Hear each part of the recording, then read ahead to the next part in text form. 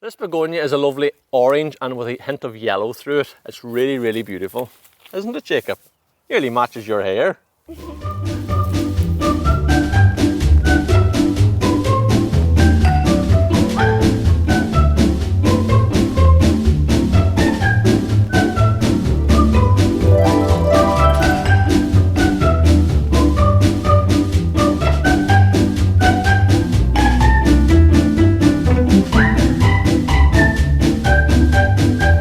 You're very welcome to Grow Up Gardening. Today we're going to talk about hanging baskets, what colours to maybe consider for hanging baskets. Jacob's busy loading his plants into his tractor bucket, getting ready. What's those flowers called, Jacob? A begonia. A begonia. So Jacob's taking his begonias, so we're going to look at how to plant begonias in hanging baskets. We're going to think about different colours that we can use and how they look like. It's a little bit uphill here, Jacob. Would you like Daddy to tow you? So I'll use this bit of rope and we'll pull you up the hill. So have you got your begonias ready? Lacey would like the ball through. Come over here. So I'll give you a wee tow now and we'll head towards our hanging baskets and we'll plant up our basket. So we're going to look at what an umbrella has got to do with a hanging basket, and as well as little tips and tricks that you can use, like a Coke bottle. What on earth's a Coke bottle got to do with a hanging basket? We're going to provide you with some little tips like that, and we're going to demonstrate on the best way to plant a hanging basket. Are we nearly there, Jacob?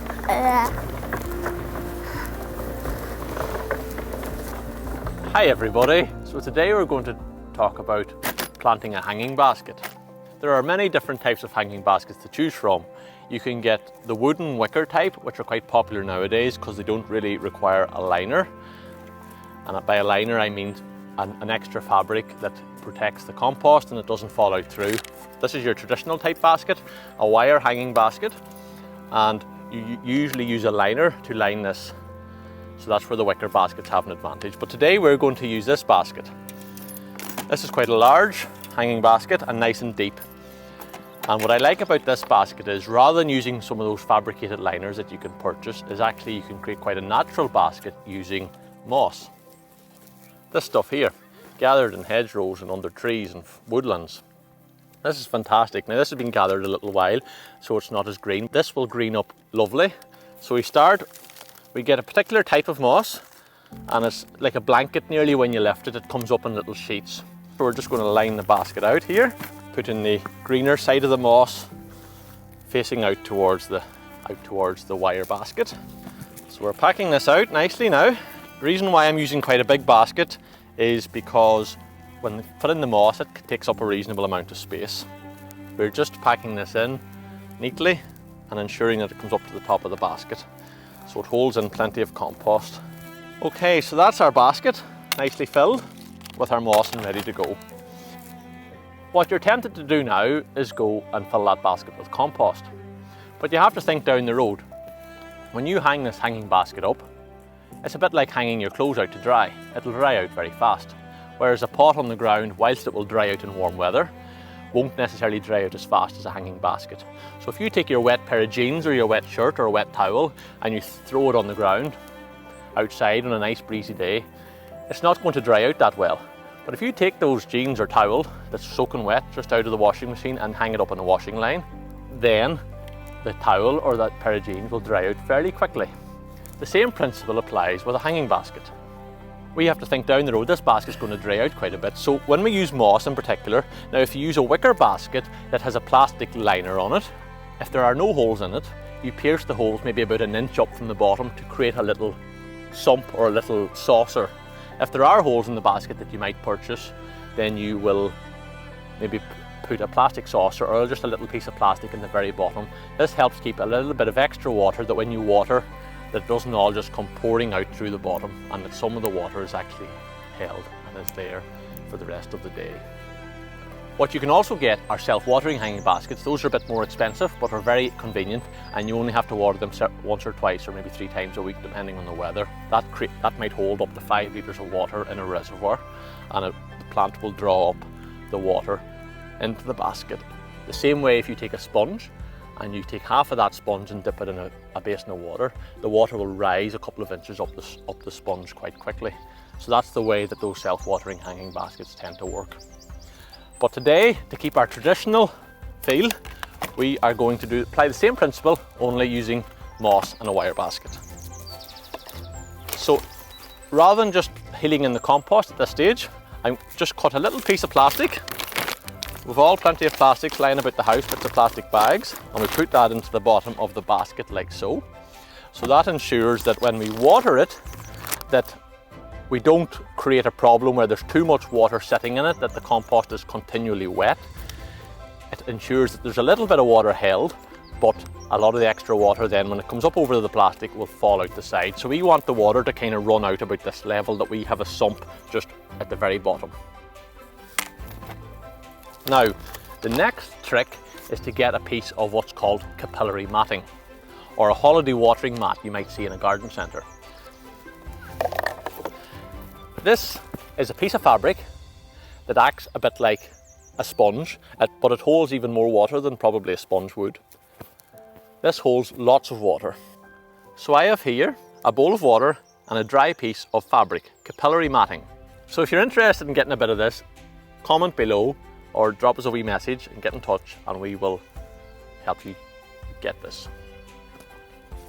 So this is fantastic. So what we're going to do with this is actually going to go on top of the plastic before we put on the compost. Jacob, would you like to dip the capillary matting into the bowl of water, and we'll see what happens? We're going to dip this in now. Jacob's going to dip this in, and we're going to see what happens to the bowl of water. Put the whole thing in, all of it in, and let it absorb lots and lots of water. When you're getting a bath, do you use a sponge? You do. So when you use a sponge, it absorbs lots of water, doesn't it? I'll get all the air bubbles out of it. It's a good idea to let this soak in water for a little while.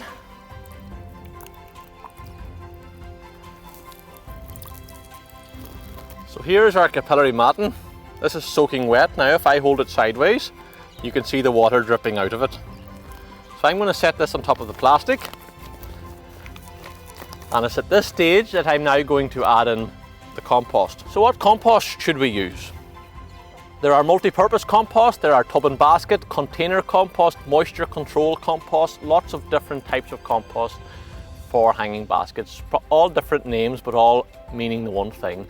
When you see a container basket or a tub and basket compost or moisture control compost, that talks about, or that tells you that there is something added to this compost to help control the moisture. So if you water it, it doesn't dry out as fast as, say, traditional multi-purpose compost might. So this is a tub and basket compost, and this has got the added benefit of having, as well as some fertilizer in it, is some swell gels. And swell gels acts as like a water retention gel. The water retention gel holds water, so when you water the compost, some of the water stored in these gels is released to the compost as it dries out. It'll keep it wetter for longer. So we're going to fill our hanging basket with our compost. So if you think about a hanging basket, you're probably planting this around the month of June. You might do it in April or May. It is possible to get the basket plants as early as April in this part of the world. And depending on the year that's in it, you just need to be mindful that there's a threat of frost up until probably the 3rd week of May. Once you're past that week, you're fairly confident and assured that you're not going to get frost. So if you do decide to plant your hanging basket quite early, just be mindful of the weather forecast. If you get a lot of cold wind or frosty nights, temperatures dropping to sort of less than 2 degrees, you'd want to be bringing that hanging basket in for the night. So here we have our hanging basket filled with compost, just a little bit too much in there. Don't overfill it to begin with, because you have to add in all the pot plants, and that's going to take up a lot of room when you add in the compost there. So there's our hanging basket, all nicely filled with compost. What we need to think about now is, yes, there's some fertilizer in that, but I'm just going to add some extra fertilizer in, because what happens is this is going to be, it's the month of June, and it's going to be June, July, August, September, October, November, if you're lucky, if the weather is fairly good. And you will certainly get 4 to 5 months out of a hanging basket, and into November if you're in a fairly sheltered south-facing spot. So I have to think about, well, this plant needs a lot of food, so I'm going to give it a bit of slow release fertilizer, and this fertilizer will release the feed very slowly over the 6-month period.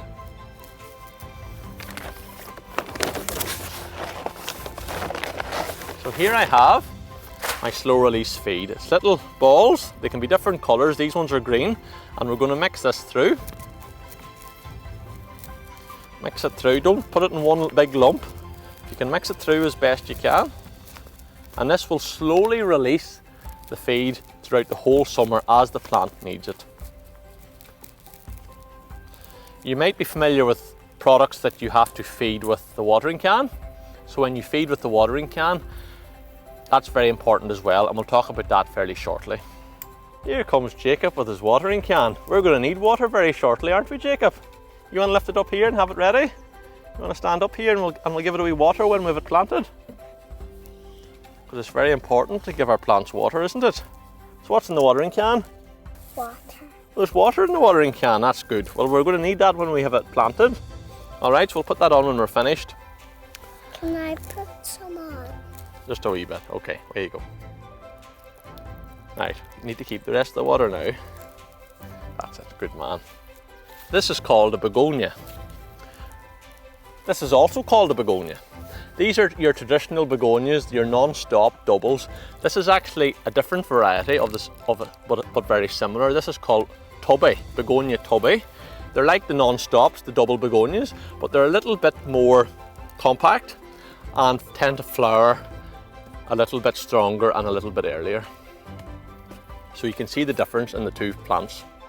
So for this basket, we're going to use begonia tubby orange bicolor. When we're planting a hanging basket, we need a centerpiece, which is usually something upright like this, something that's not trailing. And then around the edges, we put trailing plants. So you can choose lots and lots of trailing plants. But for this hanging basket, I have chosen sort of colours that will work well together and complement each other.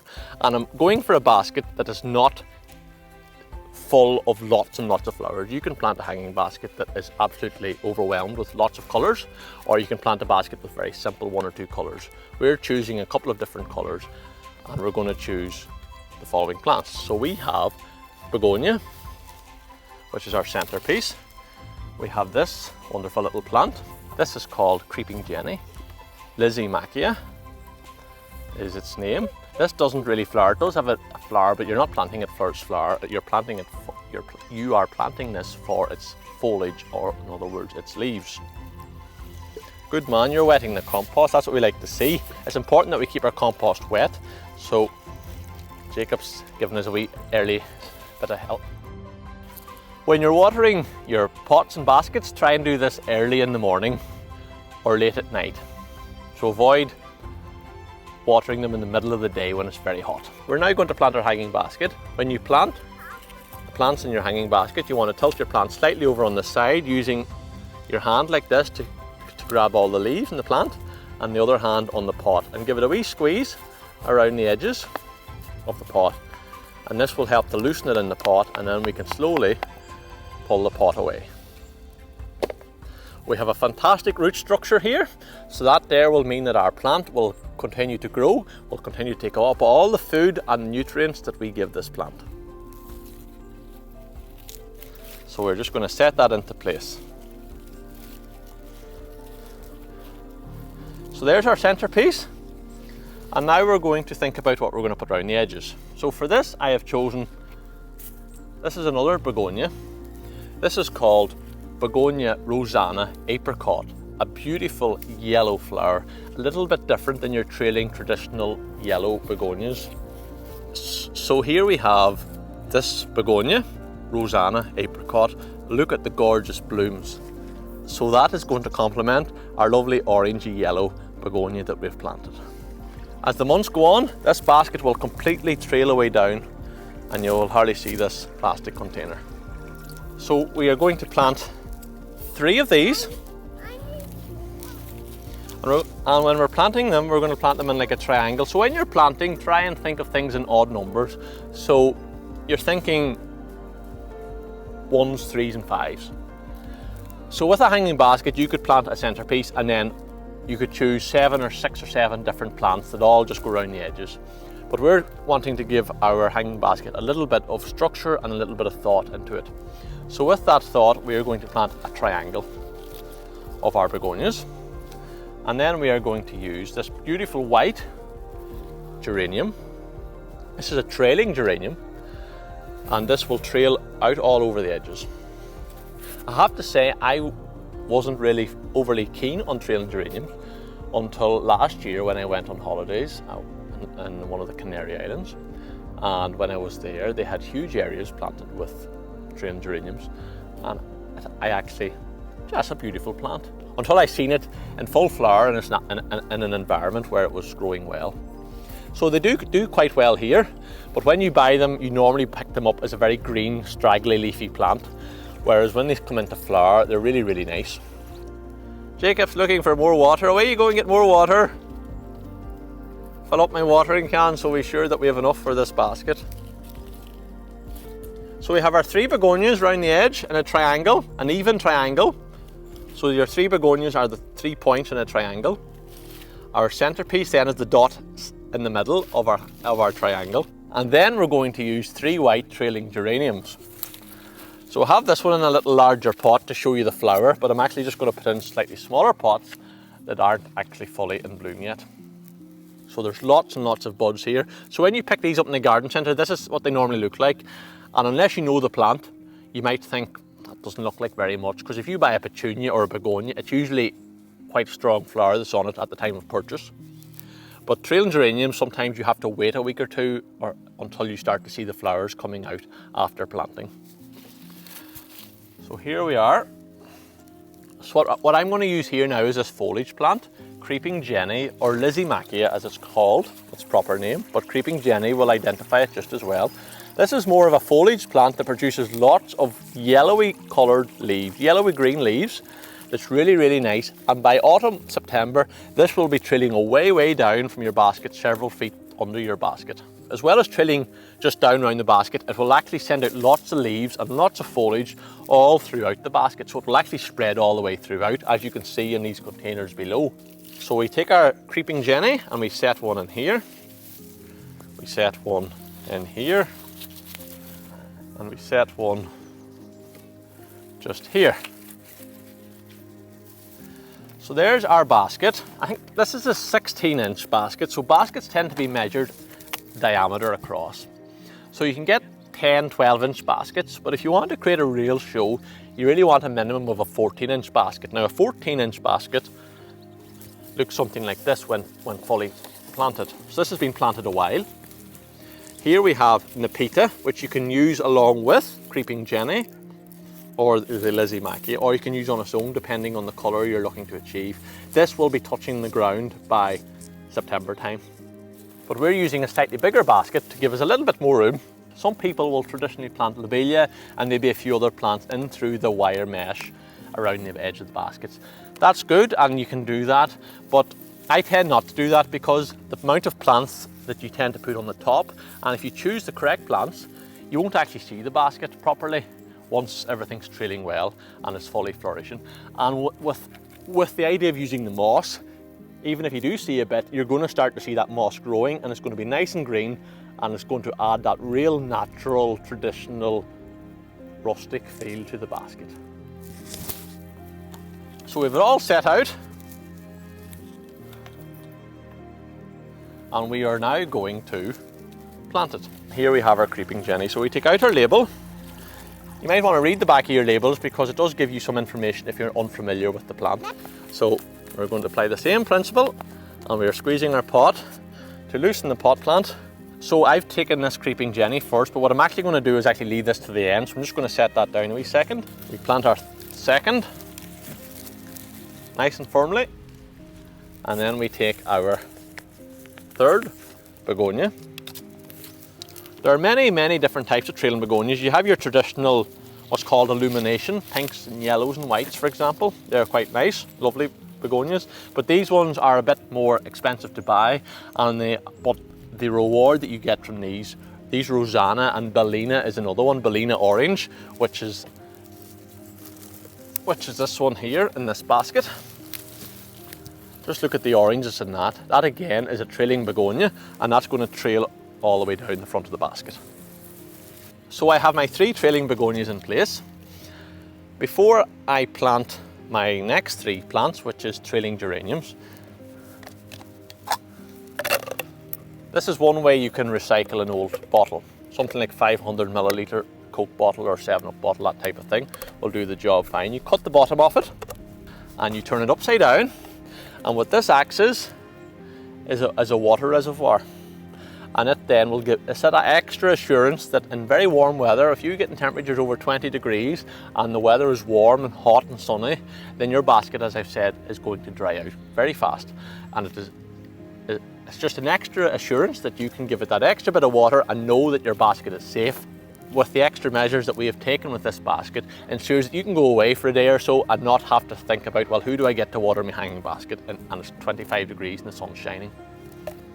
So we're going to take this and we're going to pop this just sort of in off the center of the basket, and we're just going to set that down, make a little hole and set it into place. This allows us now to come along with our watering can and fill that up. If you're going away for a day or two, you'll ensure your basket is soaking wet, and you will then take the extra water and fill this up. So as the basket starts to dry out, as well as drawing water from the little bit of matting below and from your gels in your compost, it's also going to have this surplus reservoir, which will be useful then in that extra dry weather. Sometimes you might get an odd wee yellow leaf on some of your bedding plants. It's nothing to worry about. If it's only 1 or 2 at the very bottom, you can just pull those off. Squeeze out your plant again. And we've positioned this against this begonia here. So now we want to match that on this side. So we're not putting it here because it's too close. We need to evenly spread it out. So we're going to pop that in here.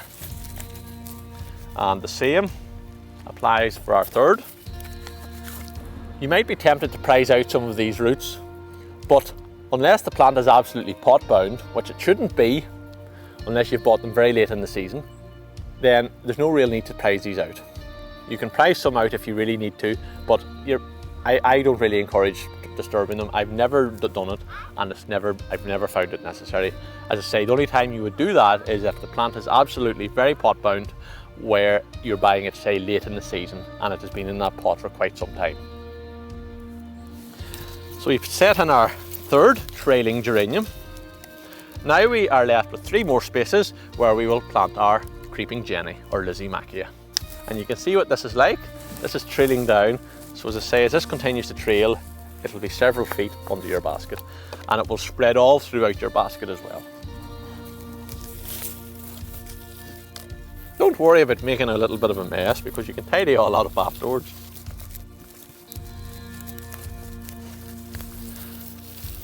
And don't worry about squeezing things in a little bit.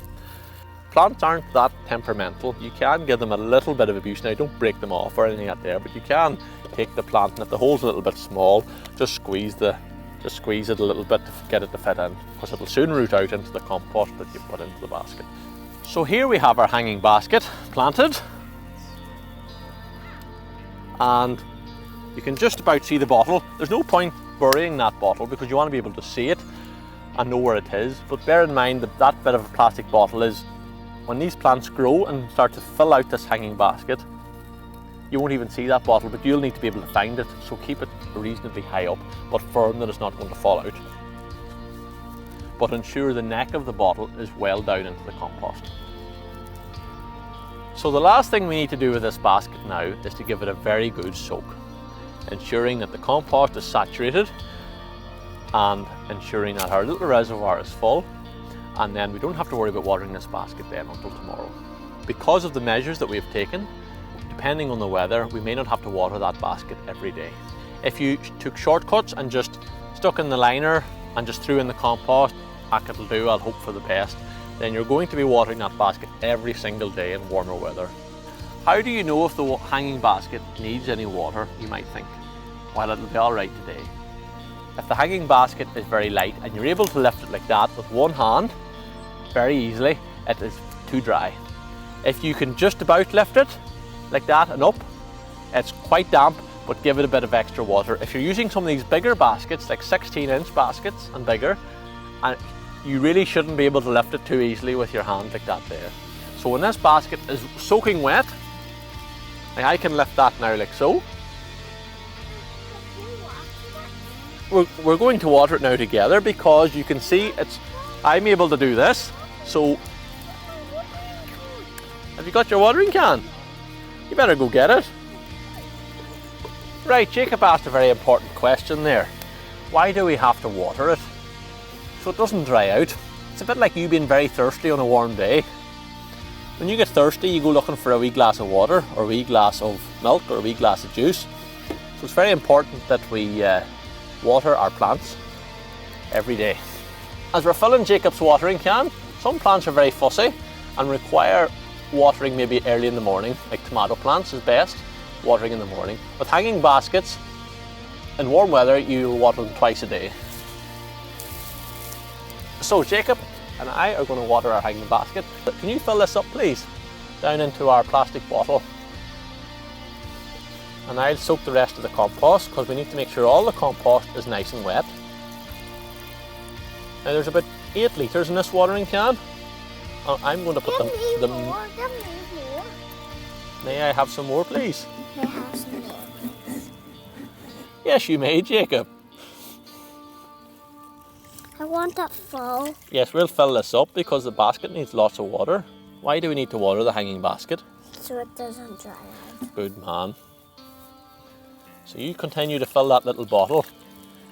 When you're watering the hanging basket, it's okay wetting the leaves early in the morning or late at night, but if the sun's out and you need to water it, you've forgotten to water it, then try and avoid wetting the leaves.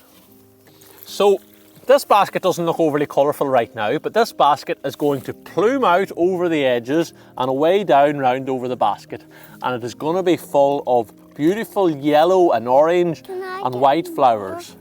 Yes, you may. Right, that's it now, Jacob. That's all the water that hanging basket will need. And we're going to try and lift this hanging basket now. And we're going to see how heavy it is. So would you like to try and lift it? I don't think you could lift it. Daddy lift it and you give Daddy a bit of wee help. Right, so set down your watering can now, please. Thank you. And right, let's try and lift this basket. You give Daddy a wee bit of help and see how heavy it is. This hanging basket is extremely heavy now and it's starting to drip out the bottom. So you have to remember we've put a plastic liner under this and that helps keeps our water in place. So when you see the hanging basket overflowing, you know that there's actually an inch of water in the bottom of that basket that's going to stay there. So we're now going to look at hanging our basket up. Some baskets come with plastic little hangers, but these baskets come with a wire chain. So we're just going to pop this on. Alright, sometimes you might need a little screwdriver or pair of pliers just to prise that open so you can get the chain back on again. When you're filling your basket, it is possible to leave the chain on and tuck it round underneath and bring it round, but if there's a lot of leaves to try and feed it through, it can be quite difficult. So it's easier to take the chain off or partly off and then hook it back together. Can you hold that, Jacob, please? So where do we need to put this chain? On the hook. So we put this up on the hook and we pull this round. What we need to do now is actually just get a pair of pliers to squeeze that little hole closed so this doesn't fall out. So here we are now. We have our basket. It is extremely heavy now, I can assure you. I need my 2 hands to hold it up. So what's going to happen is this basket is going to trail out over the edges, and in the month ahead you won't even see very little of that moss. But that moss provides that lovely, authentic, traditional, rustic feel to the basket that you wouldn't really achieve with a plastic basket. Will we put this hanging basket up on the tree now, Jacob? Right. We have a nice branch here that we can hang it from. You help Daddy lift it up. That's it, lift it up. Now put your hand underneath it. Push it up because it's really heavy. Isn't it? There we go. We set it up into place, and we have a lovely willow tree in this garden. It's quite mature with lovely big arching branches, so it's a great spot to hang some hanging baskets. So we've hung up our hanging basket. Here we've chosen to hang it up under a tree with lots of arching branches, so it actually works well for hanging baskets from. It gets a certain amount of sunlight, but it also gets a little bit of shade. So the good thing about the begonias that's in here is the begonias will prefer a little bit of shade rather than open sunshine. So if you were to take begonias and plant them into the open sunshine and they were to get 30 degrees like we had a few years back, that could actually bleach the leaves. So this, as I've said, is a beautiful arrangement of trailing geraniums, trailing begonias, trailing creeping jenny, which will be down on the ground come the autumn time, or not far off it. What you can do is actually, rather than thinking of the length, is actually nip off some of these tails, some of these points off the creeping jenny, and this will encourage it to send out a lot more side shoots. So you can use a pair of scissors, or you can just nip them off as I am doing here. So all these leaders, just nipping off the point, and by nipping off the point you then encourage side shoots to grow, and that will give you lots of more branches. So at the minute we have 8 or 10 on that, so that we'd have 8 or 10 branches trailing down the bottom. But by pinching all the centres out of these, that will encourage 8 stems to produce maybe 2, 3, 4, 5 side shoots. So all of a sudden you've got 20 or 30 branches growing, and that will spread all the way through the basket. So even though this creeping jenny is not planted here, this will actually come through the trailing geranium and will eventually cover a lot of the basket as it grows. So you have to remember, hanging baskets and pots can dry out, and I cannot stress how much water these plants need. And just because it's a wet day does not mean that there's any water getting into that hanging basket. You really see it? I'm going to put this up. Put it over your head. Will we put this over your head? Right, Jacob, can you... If you want. So when Jacob holds that over his head and it's in the rain, he's not going to get wet. When you have lots of leaves and flowers in a pot, hanging basket, window box, it's not going to get wet either, because all those leaves and flowers act like a big umbrella, and any water that falls from the sky will actually bounce off those leaves, and most of it will end up in the ground. When it's a wet day, yes, the hanging baskets or the flowers or the plant pots won't dry out as fast, but they won't get any more water, or very little water. So if you think about leaving a bucket out overnight in heavy rain, how much water is actually going to be in the bottom of that bucket? You'll go out in the morning and think, look how much rain fell. There'll be that much water in the bottom of the bucket. You seen when we watered the hanging basket, there was litres and litres went into that hanging basket. Some of it runs through, yes, but because that's running through, you have to make sure that you put plenty on to wet the compost as it runs through. So I cannot stress how much water hanging baskets need, how much water window boxes need. The other thing you have to remember is when it's a wet day, it's up against the house usually, so they're not getting very little water under the eaves of the house. So you're going to water every day, and then about once a week you're going to feed your hanging baskets, your pots, your flowers, your containers. This is a product I particularly like. It's got enriched with a bit of extra seaweed, as well as all the nutrients that flowers need. It's actually not labelled for flowers at all. It's called Tomerite. It's tomato food. There are different types of products of tomato food on the market. Why use tomato food, you might say? Sure, you want to get flower food. If you think about tomatoes, you're putting all the energy into growing fruit. So to get fruit, you need lots of flowers. So if you can feed it with this particular product that is very high in potassium, and potash or potassium, potash as it's commonly known, is what's needed particularly for flowers and fruit. So when we're watering, about once a week, we will add a few drops of this. Basically, if you read the instructions, it'll not say anything about flowers, so you'll read the back of this and it will say a capful per 4.5 litres or a gallon of water, and you'll open the cap and you will fill the cap up, and you will take a watering can and you'll put a litre or 2 of water in the bottom of the watering can. So some of it, not usually, but sometimes it might stick to the bottom of the watering can, and we pour that into our couple of litres of water in the watering can. If it's a 10 litre watering can, 2 gallon watering can thereabouts, we will add 2 capfuls. And we will fill up our watering can then, and we will stir it round with a little stick, and then we will take that watering can and we will add it to our hanging baskets. about once a week. What you have to remember is you're watering it and you're feeding it. So that's a bit like you sitting down to a high sugar energy drink or a cup of coffee or something along those lines. It gives you that extra boost to keep you going for them extra couple of hours. So this is what this is like. It's like that instant kick boost to give these plants that extra boost for the next week or so. But then you need to do it again. So water every day and feed around once a week, once the flowers are starting to produce in abundance. I've used this particular begonia. There are other colours of begonias. We have these beautiful red ones, bright red. So you could do a basket with reds and other colours that complement and look well with red. We have the one that we've just used, which is this orange bicolour. Lovely orange with a hint of yellow through it, beautiful. We have a yellow, and that's our yellow starting to bloom. It's got a wee hint of streak of orange through it, but its majority of it is yellow. The back of the petals in particularly have that streak through it. And then we have this lovely soft pink begonia, and just look at the quality of that. These are the tubby series of your tuberous or your begonias. What that means is begonias produce a tuber, or if you think of like a daffodil as a bulb, and you can replant that every year. So these are actually called tuberous begonias. Non-stop begonias is the traditional type, but as I said earlier, these are the tubby series, and these are a little bit more compact and produce an abundance of very large flowers. So these are only in a pot that is around 1 litre in size. So you can use that as your centerpiece, but you can also use fuchsia, which is another good centerpiece, or a geranium. But when you're planting your hanging baskets, think about the colours, think about the colour of the wall of your house, think about the colour of your door, think about your window frames and what colours you're looking to complement.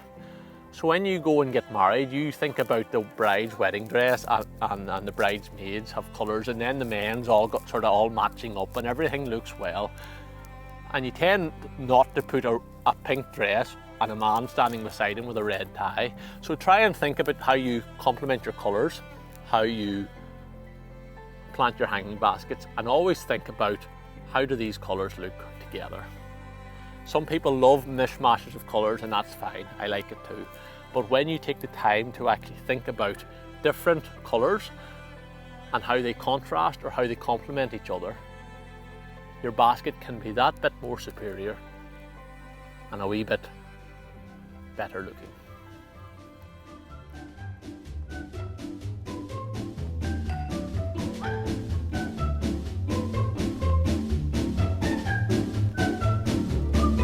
The next thing we need to remember that when we are growing our hanging baskets or pots and containers is that we need to deadhead. This is not always just a matter of pulling off the dead flowers. There's a little bit more to it than that. If you tune in next week, we'll show you how to deadhead flowers properly.